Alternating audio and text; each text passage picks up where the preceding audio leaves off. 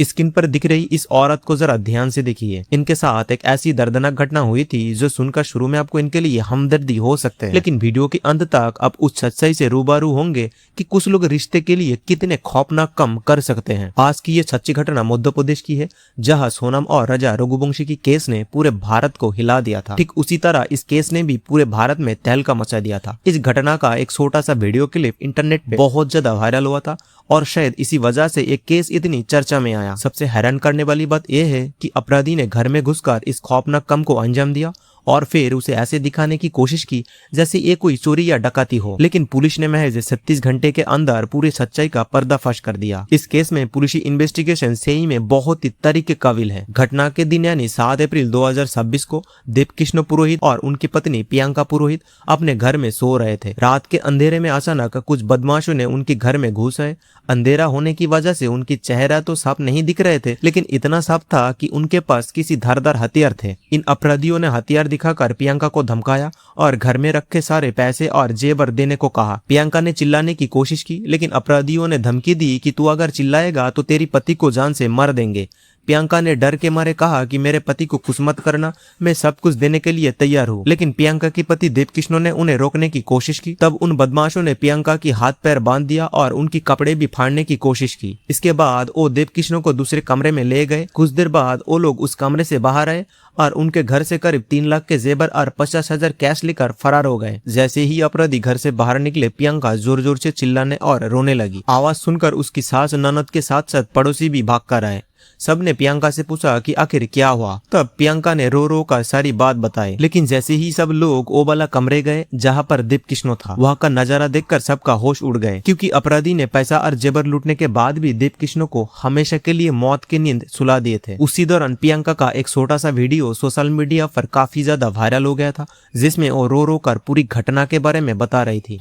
इसके बाद मध्य प्रदेश के धार जिले की रजत पुलिस स्टेशन पे तुरंत खबर दी गई। पुलिस की पूछताछ में प्रियंका ने सारी बात बतानी शुरू कर दी। उस रात कैसे क्या हुआ था, पूरी कहानी सुनकर ऐसे लग रहा था कि एक कोई डकैती का केस है। इसीलिए पुलिस के साथ फिंगरप्रिंट, डॉग स्क्वाड और साइबर यूनिट का पूरी टीम आया था। उन्होंने हर जगह तलाशी ली, लेकिन हैरान करने वाली बात यह थी कि यहाँ कोई डकैती का निशान नहीं मिला। जब प्रियंका से पूछा गया कि घर का दरवाजा कैसे खोला था, तो उन्होंने कहा कि शायद तेज हवा की वजह से दरवाजा खुद ब खुद खुल गए होंगे। फिर उसने ये भी कहा कि शायद बदमाशों ने पड़ोस की छत से कूदकर अंदर आए थे। पुलिस ऑफिसर को इन दोनों बयान पर शक हुआ, क्योंकि उन्हें इनमें से किसी बात भी सही नहीं लगी। इसी बीच पुलिस तलाशी जारी थी और तब एक ऐसी चीज सामने आया जो सबको चौंका दिया। प्रियंका ने जो 3 लाख के जेवर और 50,000 कैश की बात कही थी, वो घर की एक कोने से बरामद हुआ। पुलिस का दिमाग में एक सवाल बार बार खटक रहा था कि अगर ये कोई डकैती का मामला है तो लुटेरा पैसे और जेवर घर में क्यों छोड़ गए। पुलिस को पूरा शक हो गया था कि ये कोई साजिश है, जिसे देवकिशन को रास्ते से हटाने के लिए बहुत ही प्लानिंग के साथ बनाया गया है। पुलिस ने प्रियंका की मोबाइल चेक किया। वहां से जो जानकारी मिली उसमें सबका होश उड़ गए। पता चला कि वो कुछ घंटे पहले और कुछ घंटे बाद भी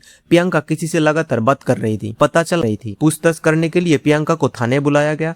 करीब 6 घंटा की सख्त पूछताछ के बाद प्रियंका टूट गई और सारी सच्चाई उगलने लगी। शुरू में जो केस एक डकैती लग रहा था, वो अब एक खौफनाक मर्डर मिस्ट्री में बदल चुका था। प्रियंका ने ये सारे नाटक सिर्फ इसलिए किया ताकि पुलिस को गुमराह कर सके और उस पर कोई शक न करे। प्रियंका की कॉल हिस्ट्री से 35 साल का कमलेश पुरोहित नाम का एक शख्स सामने आया। कमलेश न सिर्फ शादीशुदा था, बल्कि उनका 2 बच्चे भी थे।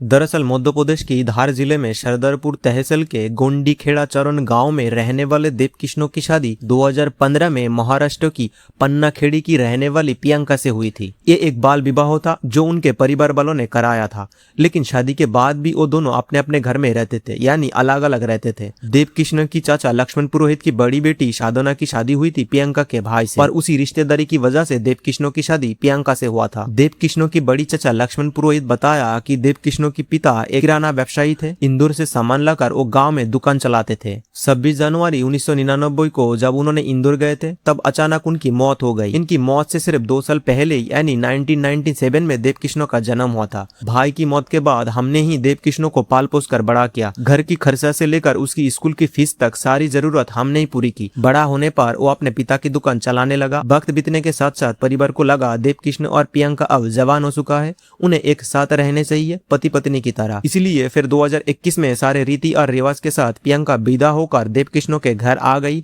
और दोनों पति पत्नी की तरह रहने लगे। लेकिन प्रियंका इस शादी से खुश नहीं थी। देवकिष्णो की बहन ज्योति और उनकी माँ ने बताया कि प्रियंका हमेशा देवकिष्णो की रंग को लेकर ताने मारती थी। वो हमेशा कहती थी कि तुम मेरी लायक नहीं हो, तुम्हारी रंग बहुत काला है, तुम तो ढंग का कपड़ा भी नहीं पहनते हो और तुम्हारी फाइनेंशियल हालत अच्छा नहीं है कि तुम मुझे कहीं घुमा ले जा सको। शादी के कुछ दिन बाद से ही प्रियंका को लेकर परिवार में झगड़ा शुरू हो गए। वो ज्यादातर अपने मायके में रहती थी, उसे ससुराल में रहना पसंद नहीं थी। देवकिष्णो की परिवार को शक था कि प्रियंका का किसी और के साथ चक्कर चल रहा है। दरअसल कमलेश पुरोहित की शादी प्रियंका के गांव में ही हुई थी और उसी गांव में ही 2017 में उनकी मुलाकात हुई थी और वहां से रिश्ता शुरू हुआ। कमलेश उसी गांव में अपने ससुराल आने की बहाने प्रियंका से मिलता था। दरअसल कमलेश एक ढाबा चलाता था, उसका फाइनेंशियल हालत लगभग ठीक था।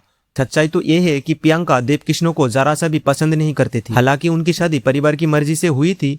वो कई बार कह चुकी थी कि वो देवकिष्णो से बेहतर किसी को पाने के लायक है। जब उससे पूछा जाता था कि तुम ऐसे क्यों कह रही हो, जवाब में वो कहता था कि मैं ऐसे ही बोल रही हूँ। लेकिन देवकिष्णो की परिवार ये समझ नहीं पाया कि प्रियंका की ऐसे ही कह गई बात एक दिन इतनी खौफनाक रूप ले लेंगी।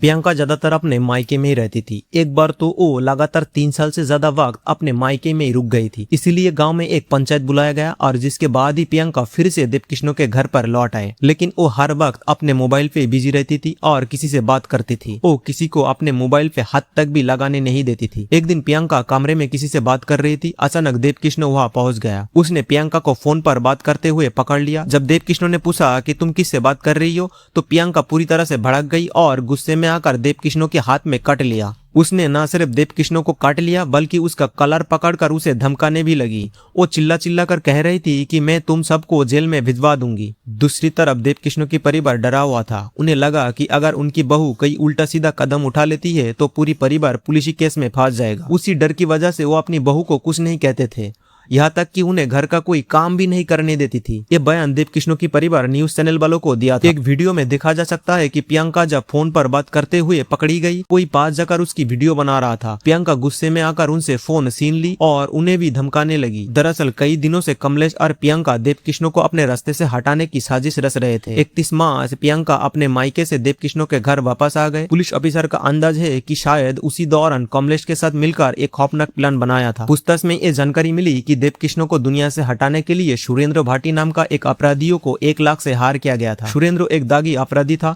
2020 में मुंबई की एक दर्दनाक घटना की वजह से वो 4 साल तक जेल में रहा था। इसके अलावा वो 2025 में कुशी की एक डकैती की मामला में फरार था। कमलेश और प्रियंका ने मिलकर साजिश रची थी और सुरेंद्र को 1 लाख में हायर किया गया था। काम होने से पहले उन्हें 50,000 एडवांस दिया गया था। प्लानिंग के मुताबिक ये घटना को 4 अप्रैल होनी थी, लेकिन सुरेंद्र अपनी कुछ पर्सनल काम की वजह से ये कर नहीं सका। इस बात पर प्रियंका और कमलेश ने उससे 50,000 रुपया वापस मांगे। तब सुरेंद्र उन्हें यकीन दिलाया कि ये काम 7 अप्रैल के बाद हमेशा के लिए खत्म कर देगा। घटना के रात सुरेंद्र भाटी और कमलेश देवकिष्णो की घर के बाहर इंतजार कर रहे थे। वो दोनों सिर्फ प्रियंका की एक फोन कॉल की इंतजार कर रहे थे ताकि प्रियंका उन्हें इशारा कर सके कि सब कुछ ठीक है, तुम दोनों अंदर आ सको। इधर रात का खाना खाने के बाद सब अपने अपने कमरे में सोने चले गए। जब कुछ ही घंटा बीत गया और देवकिष्णो गहरी नींद में सो गया, तब प्रियंका चुपचाप अपने सास और ननद के कमरे में गई। वो धीरे से दरवाजा खोलकर देखने की कोशिश की वो लोग जाग तो नहीं रहे, लेकिन वो दोनों भी गहरी नींद में थी। सब कुछ ठीक देखकर प्रियंका ने घर का दरवाजा खोल दिया और फोन करके कमलेश और सुरेंद्र भाटी को अंदर बुला लिया। देवकिष्णो अपना बिस्तर पर सो रहा था। उसी हालत में एक धारदार हथियार से उस पर हमला किया गया और देवकिष्णो गहरी नींद में ही अपनी आखिरी सांस ले ली। इस घटना को अंजाम देने के बाद प्रियंका ने अलमारी खोलकर सारी सामान बिखर दिया ताकि ये एक डकैती का मामला लगे, और फिर उसने कमलेश से कहा कि उसके हाथ पैर बांध दे। हालांकि उसकी ननद जति ने कहा था कि प्रियंका के हाथ जिस तरह से बंधे गए थे उसे देख के लग रहा था कि वो खुद से बंधे हैं। इसके बाद प्रियंका उन दोनों को तुरंत भागने को कहा। तब कमलेश और सुरेंद्र ने कहा कि लगभग 15 मिनट बाद ही वो चिल्लाना शुरू करे ताकि वो आसानी से भाग सके। प्लानिंग के मुताबिक प्रियंका ने करीब 15 से 16 मिनट बाद ही जोर जोर से चिल्लाना शुरू की। प्रियंका की आवाज सुनकर उसकी सास और ननद के साथ पड़ोसी भी भाग कर आए। शुरू में सबको लग रहा था कि प्रियंका के साथ बहुत ही दर्दनाक घटना हुई है, लेकिन उनके ननद और सास के बयान के साथ साथ पुलिस की गहरी इन्वेस्टिगेशन में महज 36 घंटे के अंदर पूरी सच्चाई सबका सामने ला दी। देवकिष्णो की मां ने बताया कि उनकी बहू प्रियंका ने उनकी बेटी को भी कई बार मारने की कोशिश की, क्योंकि उनकी बेटी पढ़ी लिखी थी। वो समझ चुकी थी कि उसका भाभी का किसी और के साथ रिश्ता चल रहा है। जब जति उस पर नजर रखने लगी तो प्रियंका उसके साथ बदतमीजी करने लगी। अभी फिलहाल प्रियंका और उनके बॉयफ्रेंड कमलेश पुलिस हिरासत में है, लेकिन सुरेंद्र भाटी अभी पुलिस पकड़ से दूर है। पुलिस उसे पकड़ने के लिए अलग अलग जगह पर तलाशी चला रहा है। सारे सबूत और बयान के आधार पर माननीय अदालत तय करेगी कि उन्हें अपराधियों को क्या सजा दी जाएगी। इस दर्दनाक घटना के बाद इलाकावासी सड़कों पर उतरे और एसडीएम ऑफिस के सामने अपराधियों को फांसी देने की मांग की। गांव वालों ने कहा कि देवकिष्णो एक बहुत ही नेक इंसान था और उसका किसी के साथ झगड़ा या दुश्मनी नहीं थी।